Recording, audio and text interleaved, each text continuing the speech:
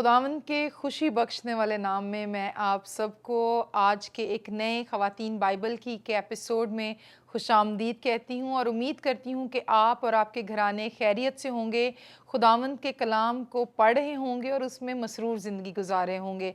Welcome ladies to a new episode. As usual आप लोग बहुत प्यारी लग रही हैं और यकीनन आप कोई बड़ा अच्छा थॉट्स का ख़जाना लेकर भी आई होंगी, लेकिन प्लीज़ अपने आप को इंट्रोड्यूस कीजिए। अना मनीस पॉल, रिजला डेविड, हुरमा अजीम और मेरा नाम है रिथमा अकरम ख़याम। और आज हम जिस किरदार पर बात करेंगे वो किरदार देखने में माशरे के एतबार से तो शायद छोटी हैसियत रख सकता है, लेकिन मसीह की नज़र में उसका मुकाम बहुत से दौलतमंदों, बहुत से शुरफा से बड़ा था। मैं बात कर रही हूँ उस बेवा की जिसका नाम तक कलाम मुक़द्दस में दर्ज नहीं, मगर उसका हदिया जो है वो सारी रहती दुनिया तक रिकॉर्ड कर लिया गया है सहाइफ में, क्योंकि उसने 2 दमड़ियाँ जो हैं पूरे दिल से खुदावंद के हजूर बतौर हदिया पेश की। सो लेडीज़, इससे पहले कि गुफ्तगू का आगाज़ करें, आइए बढ़ते हैं आज के पहले क्लिप की तरफ।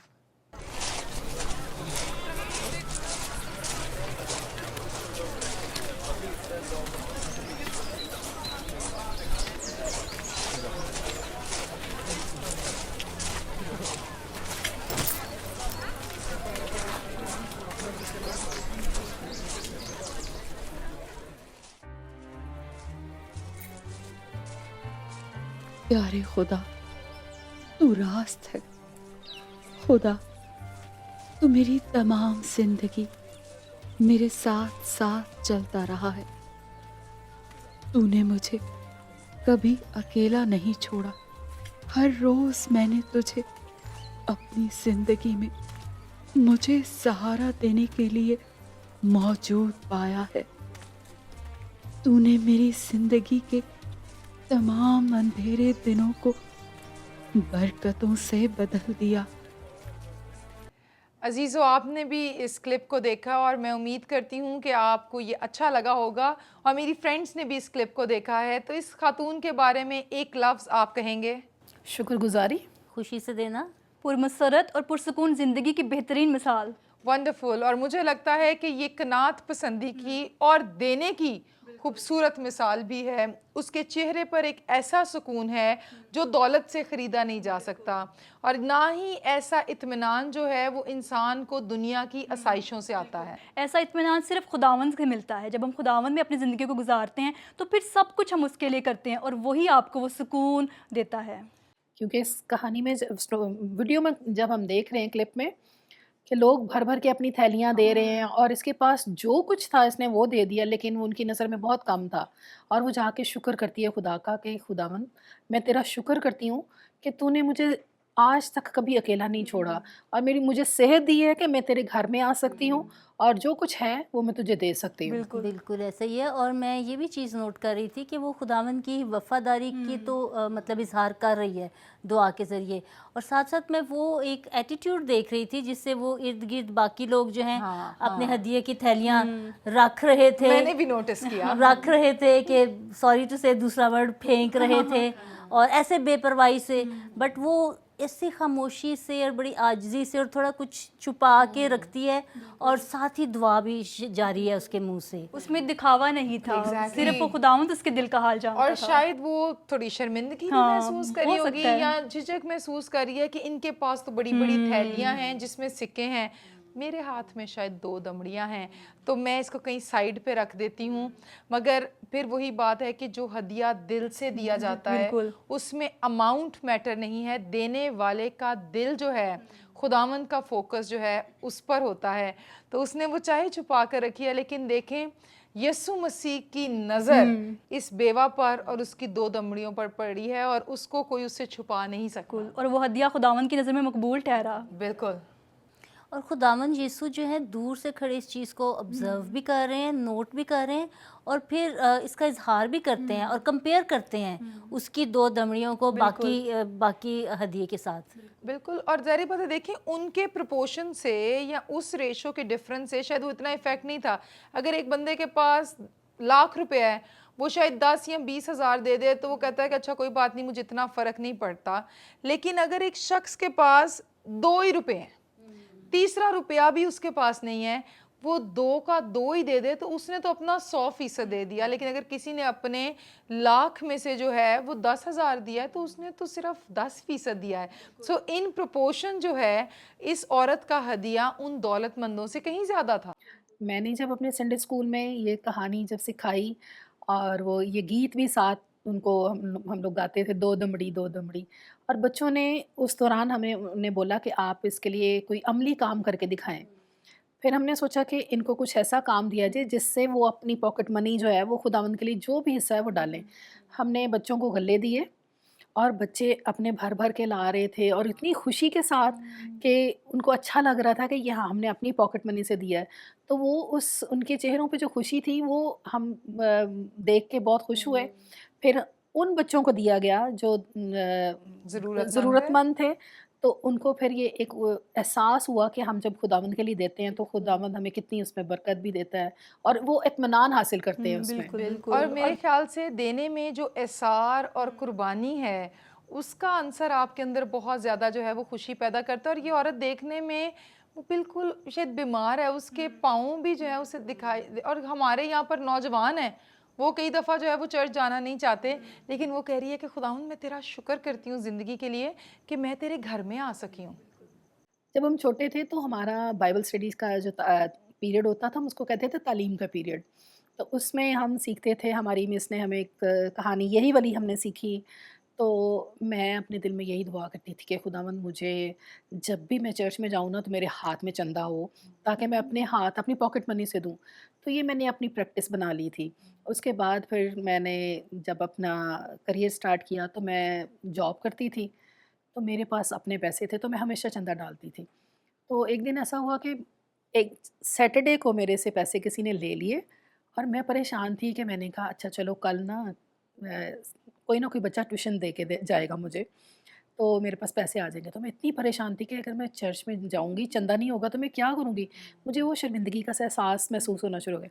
मैंने ना दुआ की, मैं चलते चलते तैयार हो रही थी साथ साथ में और मैं बाल बना रही थी। तो मैंने कहा खुदावन मुझे चंदा चाहिए, मुझे नहीं पता आज मैंने चंदा तेरे हज़ूर में डालना है, अपना हदिया वो देना है, जो हिस्सा तू मुझे देना चाहता है मुझे अता कर। फ़ौरन बेल होती है और मेरे साथ वाले जो नेबर बच्चे पढ़ते थे वो सुबह-सुबह उनके पापा वो ऑफ़िस जाने से पहले मुझे वो फ़ीस दे के गए और मैं इतनी खुश थी। मैंने कहा खुदावंद मैंने तेरे हज़ूर के जो डालना था उसके लिए मैंने माँगा और तूने मुझे अता किया। तो मैं वाक़ई बहुत खुश थी इस बात के लिए कि वो मेरी प्रैक्टिस फिर जारी रही इसी तरह। ज़बरदस्त बिल्कुल, बात मेरे है। ख्याल से खुदावंद के हुज़ूर देखकर इंसान को बहुत इत्मीनान हासिल होता है। बेसिकली ये एक्ट ऑफ वर्शिप है जो हम कर रहे होते हैं। ये औरत भी जो है अपने देने से जो है वो खुदावंद की तमजीद कर रही है। बिल्कुल। और अनम की जो स्टोरी है इससे मुझे वही बात आती है कि जो दिल में और नीयत में था कि मैंने खुदावन के लिए करना है, बिल्कुल वैसे ही खुदावन ने वो बात पूरी की। और बिल्कुल वो मुझे पहला हदिया जो काइन और हाबिल का हदिया था वो भी मुझे याद आता है कि मैं ना इस चीज़ को समझ नहीं पाती थी बड़ी देर तक। वही बात है कि जैसे मैच्योरिटी आती है स्पिरिचुअल फिर ही समझ आती है कि क्यों एक भाई के हदिये को रिजेक्ट कर दिया गया और क्यों एक का कबूल हुआ। तो फिर समझ आई कि ये सारी दिल की बात थी, उसने किस दिल से दिया और दूसरे ने किस दिल से दिया। और अब्रानियों के ख़त में इसके बारे में लिखा भी हुआ है कि एक भाई का हदिया जो है वो मकबूल ठहरा और उसकी वजह ये थी कि उसके जो दिल की हालत थी। तो खुदावंद ने भी उसे कहा कि अगर तू अच्छी नीयत से जो है वो देगा तो क्यों तेरा हदिया जो है वो मकबूल ना होगा। So it is not again about quantity, it is about the quality of our giving कि हम खुदावंद को क्यों दे रहे हैं इसलिए मजबूरी से कि भाई जाना है। तो कई दफ़ा लोग जो सबसे बुरा नोट होता है ना वो निकाल के बच्चों को दे देंगे, अच्छा ये 10 हैं 5-5 ले लेना। मतलब अजीब सा हमारा रवैया है जैसे कि पता नहीं खुदावंद हमारे रुपए पैसे का भूखा है या खुदावंद के घर का इंतज़ाम जो है वो हमारे ही 10 रुपए से चलना है।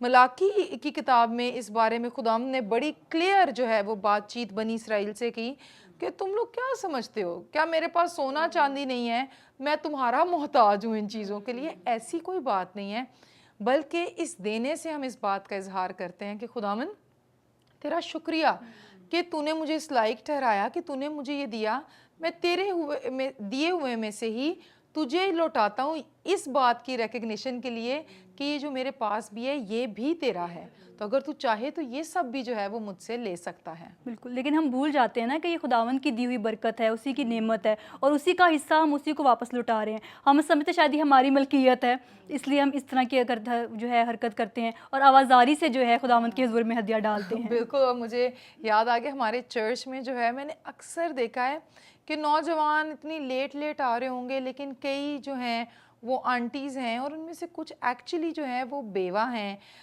कभी कभी बच्चे भी उनको नहीं लेकर आते, वो वॉकर से चलती हैं, पीछे बैठती हैं और मैंने उनको कई दफ़ा अपनी थैलियाँ खोल कर जो है वो हदिया डालते हुए देखा है। तो वो मुझे हमेशा जो है ना इस औरत की याद उन ख़वातीन को देख कर आती है और मैं सोचती हूँ कि खुदावंद की नज़र में उनकी कदर कीमत कितनी ज़्यादा है। वो गिर भी सकती हैं, चोट भी लग सकती है, मौसम की भी शिद्दत है, मगर तो भी जब तक वो खुदा के घर में ना आए उन्हें सुकून नहीं होता। ये उसी वक्त मुमकिन होता है जब आपके दिल में मसीह की मोहब्बत होती है, जब आप उसके लिए अपना दिल खोलते हैं तो फिर आपकी जेब भी खुलती है उसके लिए। तो मेरे ख्याल से ये ज़बरदस्ती के सौदे नहीं हैं कि धक्का लगा लगा कर जो है वो इंसान गिरजे लेकर जा रहा है। जिनसे हम मोहब्बत करते हैं उनको मिलने के लिए हम खुद तैयारी करते हैं। इस औरत को खुदावन से मोहब्बत थी, वो जैसी भी है उस सूरत हाल में भी वो हैकल में जाने से बाज नहीं रही। और इसी तरह से जो लोग खुदावन से मोहब्बत करते हैं वो सारा हफ्ता जो है इंतज़ार करते हैं कब इतवार का दिन आएगा, हम कब चर्च जाएंगे। और मुझे पता है कि अगर एक संडे मिस हो जाए ना, वो तो लगता है कि ये पता नहीं क्या, ये तो बहुत लंबा टाइम हो गया है, हम चर्च नहीं गए, और अजीब उदासी सी स्टार्ट हो जाती है। लेकिन ऐसे भी लोग हैं कि वो जब तक 11 महीने ना गुजर जाएं और क्रिसमस ना आ जाए उन्होंने चर्च का मुंह नहीं देखना होता। हम इन बातों को कंटिन्यू करेंगे, लेकिन मेरे ख्याल से हमें अभी देखना चाहिए अपना दूसरा क्लिप।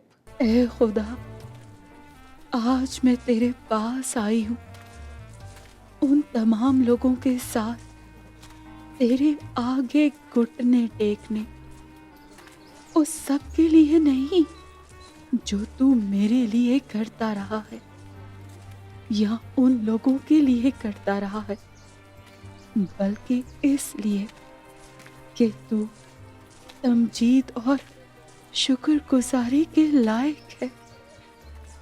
तू हमें सूरज, पानी, हवा और सेहत देता है। जब भी मैं अपनी उम्र के लोगों को बिस्तर पर पड़ा देखती हूँ जो हिल भी नहीं पाते, मैं अपनी सेहत के लिए तेरी शुक्रगुजारी करती हूँ।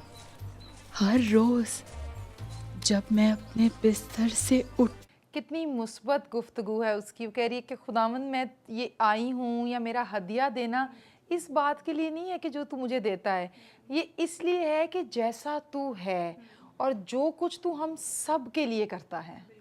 और मुझे याद आ रहा है कि वाकई खुदावंद को ना तो हमारी दौलत में कोई इंटरेस्ट है कि हम उसको जो है वो दें, क्योंकि ये चीज़ें जो हैं उसके लिए मैटर नहीं करती हैं। उसके लिए मैटर करता है कि हमारा दिल क्या है, हम किस नीयत से दे रहे हैं, हम खुश हैं उसके बारे में या नहीं हैं।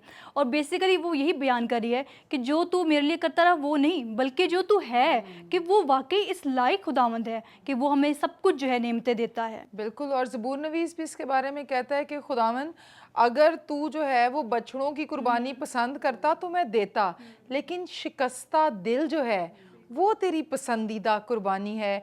तुझे दिल की हलीमी पसंद है, रूह की शिकस्तगी पसंद है।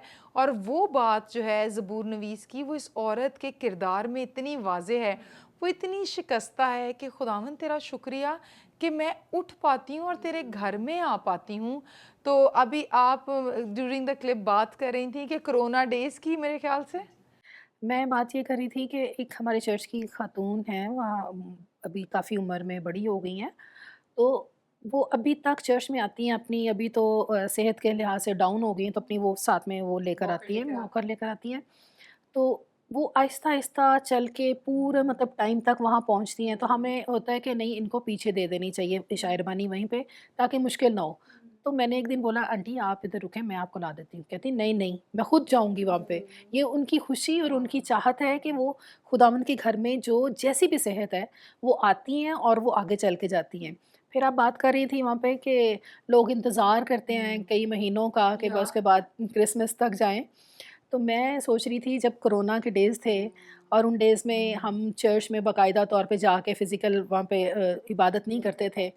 और जब वो मतलब ऑलमोस्ट ईस्टर पे दोबारा से हुआ था ऑन ईस्टर के 6 बाद आई मंथ्स थिंक तो 6 मंथ, दिसंबर हाँ में, जी, हाँ। क्योंकि रहेंगे। क्रिसमस के बाद वो फिर ईस्टर पे जाके बाद में हुँ। वो उस वक़्त मेरी आँखों में इतने मतलब आँसू टपक रहे थे और मैं शुक्र कर रही थी कि ये वो वक़्त है कि हम घर में बैठ के और ऑनलाइन वो इबादत देख रहे थे। मतलब खुदावंद के घर में भी नहीं हम आ सकते थे। बिल्कुल तो ये ऐसे ही हमारे है। लिए बरकत का हाँ, बाइस है, बिल्कुल। सेहत होना हुँ। खुदावंद की बिल्कुल, शुक्रगुज़ारी है कि हम हाँ। खुदा के घर में जा सकते हैं और उस इत्मीनान को पा सकते बनी हैं। कोरा का मज़मूर है तो वो उसमें कहता है कि खुदावंद मैं तो उस अबाबील को जिसने तेरे घर में यानी कि हाँ, हैकल के घोंसला सहन बना में लिया है। जिसका घोंसला है, मुझे तो उससे भी एक तरह से जलन है। मुझसे बेहतर वो है क्योंकि वो तो हर वक्त तेरे घर में रहते हैं, ना सुबह में निकलते हैं ना शाम में, जब चाहते हैं तेरे घर में रहते हैं। तो उसकी भी तड़प जो है वो एक दिखाई देती है। तो जिनको वाकई खुदा के घर की लगन होती है वो वहाँ जाना पसंद करते हैं।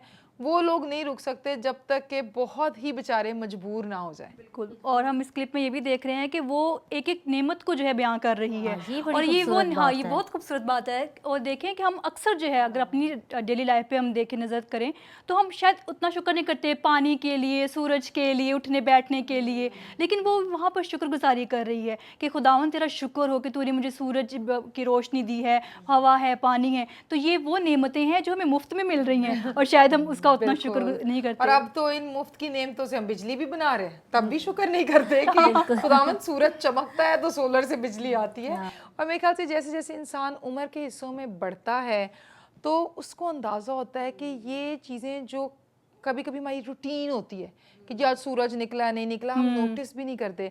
लेकिन जैसे इंसान बुजुर्ग होता है बिल्कुल। तो उसके लिए सूरज में बैठना वो बड़ा पुरसकून होता है। सर्दियाँ उनके लिए मुश्किल हो जाती हैं। और हम अपने इर्द गिर्द ये सीनियर सिटीजन्स में, घर के बुजुर्गों में ये बात देखते हैं। हाँ, मुझे बिल्कुल यहाँ पर देखते हैं। मेरे ख्याल से आप उजला जी को मौका देते हैं। हाँ, उजला क्योंकि जी मेरे कब से पास बात करना चाह रही हैं? एक एग्जांपल, बड़ी करीबी एग्जांपल है मेरी मदर की। शी इज़ 91 और मतलब अब वो उस तरह इतना लंबे अरसे के लिए चर्च में बैठ नहीं सकती। तो अब कोई गुज़श्ता 2 साल से उन्होंने चर्च जाना छोड़ा है, लेकिन अपने खुदावंद से प्यार उन्होंने बिल्कुल नहीं छोड़ा। शी इज़ अ राइटर और वो लिखती हैं और अभी तक पढ़ती हैं, मतलब अपने आप को पढ़ने लिखने में मसरूफ़ रखा हुआ है। और एक रिसाला है मसीही ख़वातीन का, बशीरुन निस्वा, उसमें बहुत रेगुलरली लिखती हैं। और उन्होंने पूरे साल का जो एक मटेरियल है ना कि ये मैंने इस महीने के लिए भेजना है, इस महीने के लिए भेजना है, वो अपना सेट करके रखा होता है। और वो अपनी इस खिदमत को उसी तरह ही, मतलब जो वो घर बैठ के कर सकती हैं, वो जारी रखे हुए हैं। So nice. मुझे इससे याद आ गया, मेरी एक कोरियन टीचर थी तो वो अपनी मदर के बारे में बताती थी। खुद वो हमें पढ़ाने के लिए किसी दूसरे मुल्क में थी लेकिन उनकी अम्मी पीछे कोरिया ही में थी। तो वो सख्त सर्दी में भी कि जब घर चाहे चर्च में जो है वो वहाँ पर 2, 3, 5, 10 लोग नौजवान सिर्फ आते होते थे जब बहुत सख्त सर्दी होती है साउथ कोरिया में। तो वो कहती होती थी मेरी वालदा कहती थी नहीं। और चर्च वाले स्पेशली गाड़ी भेजा करते थे कि जो सीनियर्स हैं उन्होंने आना है और वो रह नहीं सकते। तो एक दफ़ा तो बल्कि उनका पाँव स्लिप हो गया, उनको चोट लग गई। तो वो उसमें भी उन्हें होता था कि नहीं मैं कब ठीक होंगी, मैं कब वापस जो है वो चर्च जाऊंगी। तो क्योंकि वो बुत प्रस्त जो है साइड से कन्वर्ट हुई थी तो वो कहती थी कि मैंने बहुत ज़िंदगी के साल मसीह के बगैर गुजारे हैं, अब जब मसीह मुझे मिला है तो अब मेरा गुजारा उसके बगैर है ही नहीं। हाँ जी। और इसी तरह से मुझे अपने नाना के बारे में पता है। वो मेरे दादा ससुर लगते हैं लेकिन नाना भी हैं। तो अभी वो 100 साल के होकर खुदावंद के पास गए हैं और पहले वो रोज़ बाइबल, हर वक्त बाइबल ही पढ़ते रहना है उन्होंने। अब फिर एक वक्त आया उनकी आंखें जो हैं वो कमज़ोर हो गई तो बड़े लफ्ज़ों वाली बाइबल। और हम खुदावंद कितनी शुक्रगुजारी करते हैं कि वो चलते फिरते हुए अपने बिल्कुल। सब काम करते हुए चर्च भी जाना है, बाइबल भी रूटीन से पढ़नी है, दुआ भी करनी है, सब बच्चों का नाम ले लेकर दुआ करनी है। तो मेरे ख्याल से ये बहुत ब्लेसिंग है। आज कई बुज़ुर्ग जो हैं वो हमें देख रहे होंगे। हम खुदावंद की शुक्रगुजारी करते हैं आपकी मौजूदगी के लिए। आप अपने घरों में सायादार दरख्त की मानद हैं। और मेरे ख्याल से नौजवानों को सीखनी चाहिए ये बात कि जब हमारे पास बुज़ुर्ग हैं तो हमें उनकी इज्जत करनी चाहिए, क्योंकि एक दूसरी साइड भी है, वो ये कि लोग कई दफ़ा इग्नोर करने लग जाते हैं। बुज़ुर्ग घर में रहते हैं, सारी सारी फैमिलीज़ बाहर गई होती हैं, वो एक तरह से घर का सिर्फ ताला बन के रह जाते हैं। मुझे यहाँ पर हुरमा के ख़्याल से एक बात याद आ रही थी। जब हुरमा ने कहा कि वो सूरज और उसके लिए भी शुक्र कर रही है खुदा का, तो जो हमने लास्ट एपिसोड में एक कुबड़ी औरत का जिक्र किया था, जो वो झुक के चलती थी, सिर्फ ज़मीन को ही देख सकती थी, और वो जब वो सीधी हुई और उसने देखा आसमान भी है, रोशनी भी है, सब कुछ है, तो वो उसने इतनी शुक्रगुजारी उसके दिल से निकली। और मैं भी अपने जो है पेरेंट्स के लिए शुक्र करती हूँ, अपने इन लॉज़ के लिए शुक्र करती हूँ कि मेरी सास भी और मेरे ससुर भी उम्र के इस हिस्से में हैं कि अभी वो अपनी कामों को ख़ुद खुशी से करते हैं। वो किसी का मोहताज नहीं अपने आप को बनाते। वो हर काम अम्मी अपनी को, मैं अगर सास को अगर कहूँ कि मैं ये काम कर दूँ, तो वो मुझे कहती है छोड़, मैं खुद कर सकती हूँ, मैं क्यों, तू मुझे क्यों ऐसे कहती है। तो मुझे ये उनका ये जज्बा ये बहुत अच्छा लगता है। मेरे ससुर बहुत अच्छी सेहत में, खुदा उनको ज़िंदगी दे, तो वो बहुत अच्छे तरीके से खुद अपने काम करते हैं और एक्सरसाइज करते हैं। ये बहुत अच्छी बात है। लेकिन मेरे ख्याल से हमें ये अपॉर्चुनिटी लेनी चाहिए। हमारी सोसाइटी में जो एक बड़ी प्रॉब्लम है वो ये है कि कई दफ़ा बुज़ुर्ग तो चढ़ जाना चाहते हैं, वो फैमिली इवेंट्स का हिस्सा भी बनना चाहते हैं, लेकिन क्योंकि हमें उनका हाथ पकड़ के चलाना पड़ेगा, शायद हम उतनी स्पीड से नहीं चल पाएंगे, तो हम लोगों की मोस्टली कल्चर में ये रवैया है कि जी बड़ों को घर रहने दें। वो भी बेचारे फिर कहते हैं नहीं बेटा तुसी जाओ, सानू रहन दो। लेकिन अगर आप उनको इंसिस्ट करें कि नहीं हमने आपके बगैर नहीं जाना है, तो मेरा नहीं ख्याल कि वो घर रहना चाहेंगे। किसका दिल नहीं करता कि वो जो है वो ऐसी एक्टिविटीज़ का हिस्सा बने।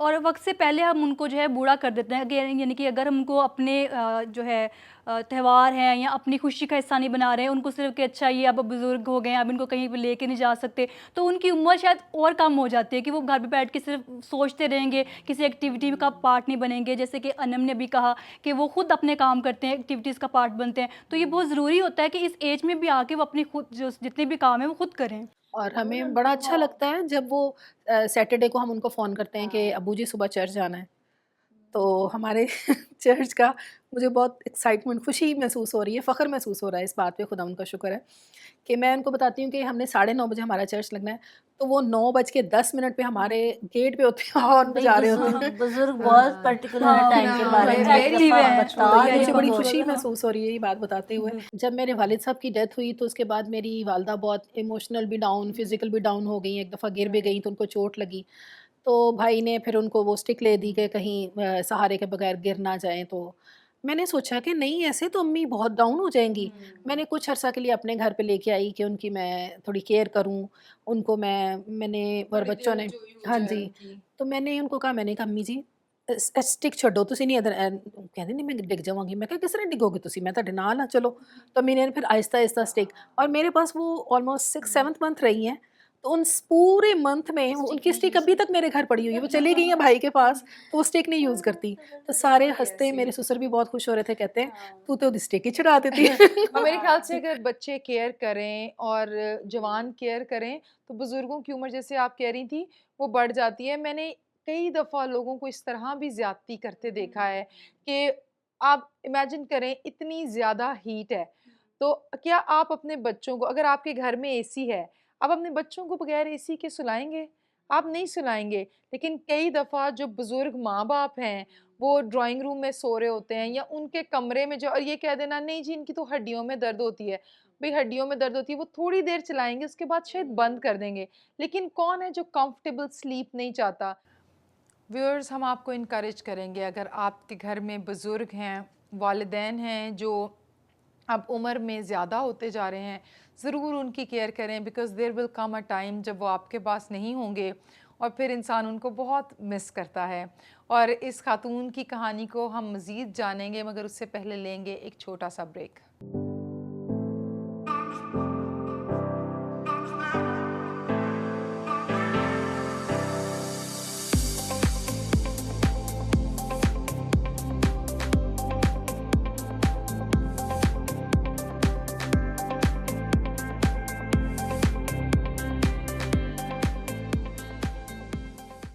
वेलकम बैक व्यूअर्स, और आइए बढ़ते हैं आज के अपने फाइनल क्लिप की तरफ। ती हूँ मैं तेरी तमजीद और बड़ाई करती हूँ। अपने हाथ को खोल और जो मोहताज हैं उन्हें अता कर। तू गनी है, तू फराख दिल है।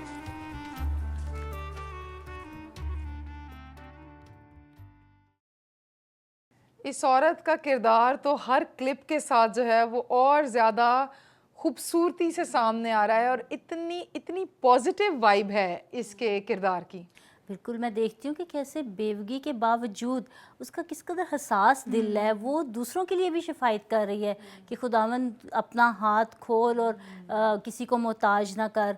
तो मैं एक अपना घर का तजर्बा शेयर करना चाहती हूँ बाकियों की इंकरेजमेंट के लिए भी, कि जब मंथली ग्रॉसरी लेकर आते हैं हम घर पे, तो हम एज़ अ फैमिली सबसे पहले, इससे पहले कि हम उसको अनपैक करें, जब ला के रखते हैं हम उसके ऊपर हाथ रखते हैं और दुआ करते हैं और शुक्रगुजारी करते हैं कि खुदावंद तूने हमें ये सब कुछ अर्न करने के काबिल बनाया, तेरा शुक्र हो कि तूने ये हमें प्रोविजंस दिए हैं। फिर 2-3 पॉइंट्स जो ख़ास कहने होते हैं इसके ऊपर कि खुदावंद तू फ़ज़ल दे कि हम इसको ज़ाया ना करें, हम इसको जब इस्तेमाल करें तो हम सेहतमंद रहें, और इस बात का फ़ज़ल दे कि हम तेरी इन बरकतों को दूसरे लोगों के साथ खुशी से शेयर करें।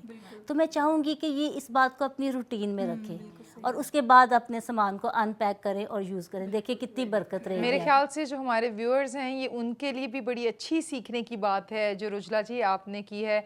ज़रूर अपने घर पर अपने माल मवेशी के लिए खुदावंद की शुक्रगुजारी कीजिए।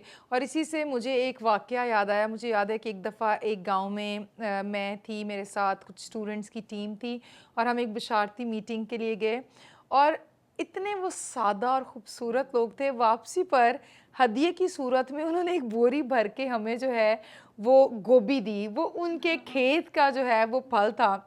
मेरे लिए ये पहला तजर्बा था, लेकिन उनकी मोहब्बत इतनी एविडेंट थी।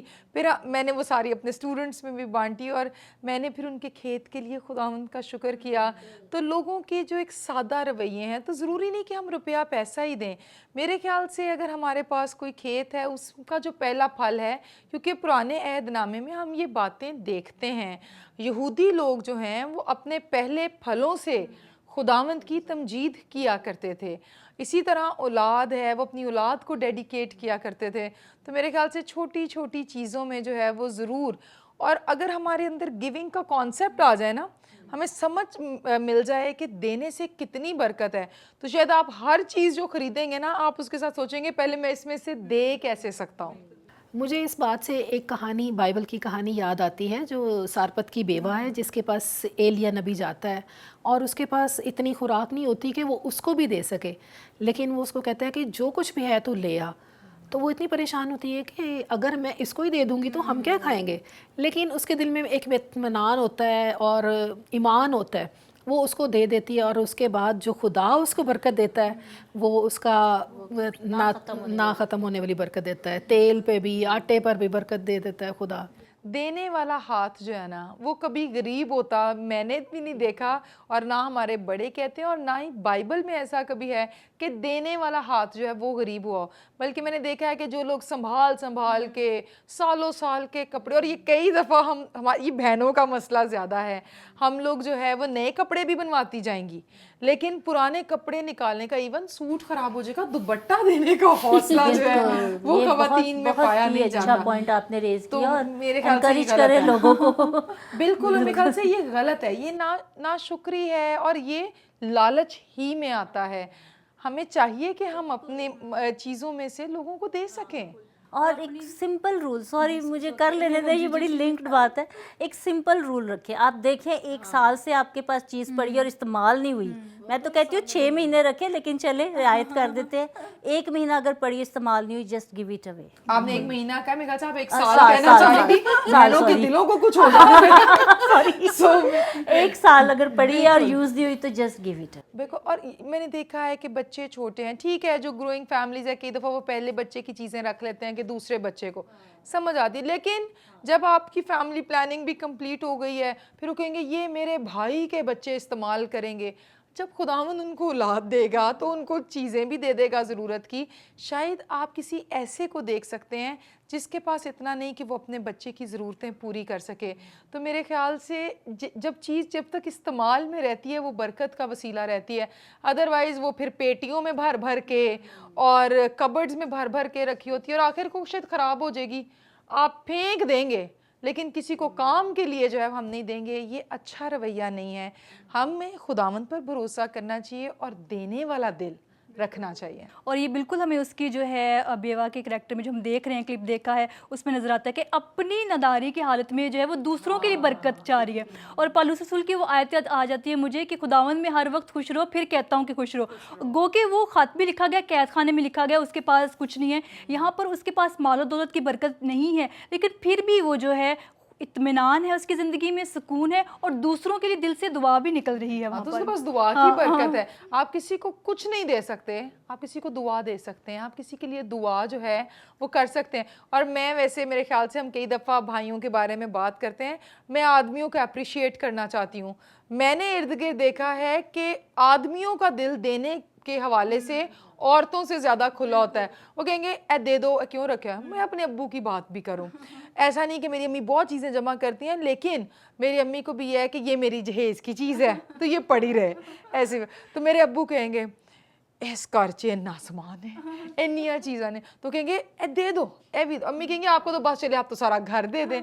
तो मैं वहाँ से मैंने देखा, और मेरे अपने शौहर की भी यही है, वो कहेंगे बस ये निकाल दो, ये भी दे दो। तो मेरे ख्याल से मैं भाइयों को अप्रिशिएट हमें करना चाहिए कि उनका दिल देने के हवाले से ज़्यादा खुला होता है। बिल्कुल। और चाहे खाने पीने की बात हो या आप जैसे बात करिए चीज़ों की बात करी दूसरों को देने की, वाकई मर्द हजरात होते हैं कि अच्छा बिल्कुल बिल्कुल दे दो, जो भी घर में अगर आ रहा है खाने पीने की भी लोग भी आए हैं तो उनके सामने रख दिया जाए, उनको पेश कर दिया जाए। समटाइम्स ख़वातीन होती हैं कि अच्छा ये सामने अपने बच्चों के लिए रखा हुआ है तो वो कहती है कि ना दिया जाए, लेकिन वो कहते हैं कि उनके सामने रख दें, दे दें, फ्रीज कर लेती हैं। और अब मैंने देखा है कि जो फ्रीज़र के फ्रीज़र हैं भरे होते हैं, लेकिन इतने इतने टाइम की चीज़ पड़ी है लेकिन हम किसी को नहीं देते।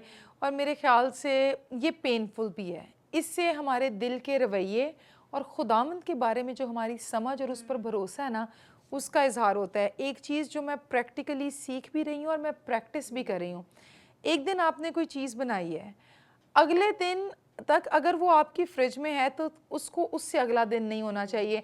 आप कोशिश करें कि मैं तो वो डिस्पोजेबल लेकर उसमें डाल लेती हूँ। ऑफिस जाते हुए रास्ते में इतने लोग होते हैं कि जो सिग्नल्स पर होते हैं, उनको भूख लगी होती है, आप उनको दे सकते हैं। कई दफ़ा जो है वो अच्छे से अगर आपने खाना पैक किया, और ये ऐसे ना करें, किसी की तजलील ना करें, लेकिन अच्छे से अगर आपने पैक किया है, आप जो सिक्योरिटी गार्ड्स हैं उनको दे सकते हैं।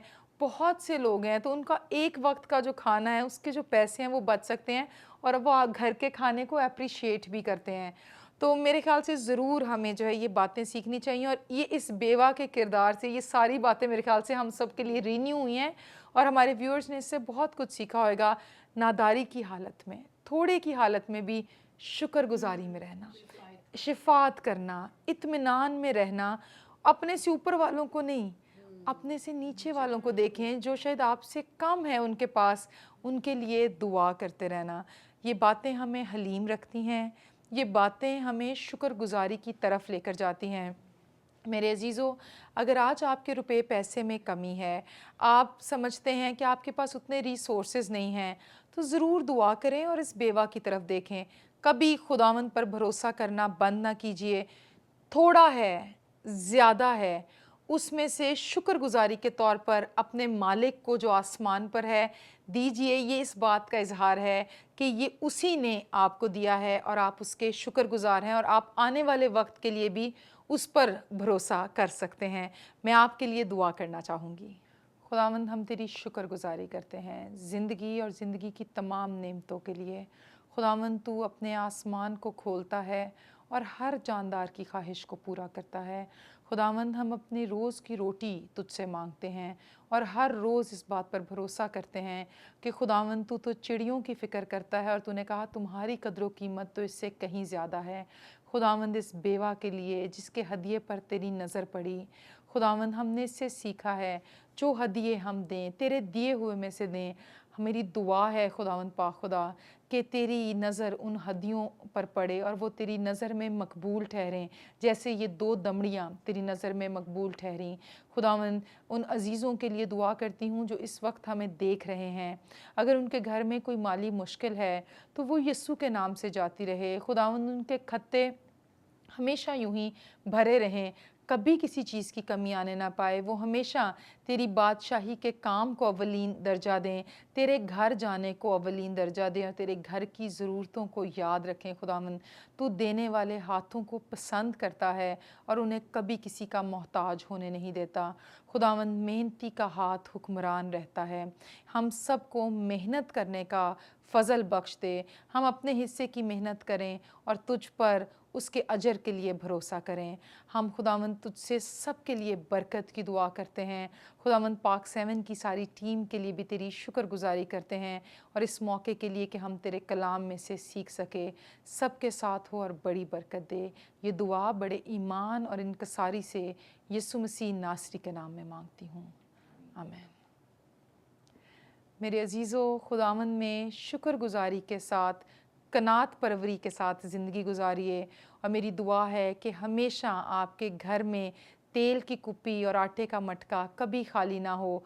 आप अपने थोड़े में भी बहुतों को शरीक करने वाले हों। खुदावंद आपको बहुत ज़्यादा बरकत दे। उसमें खुश रहिए।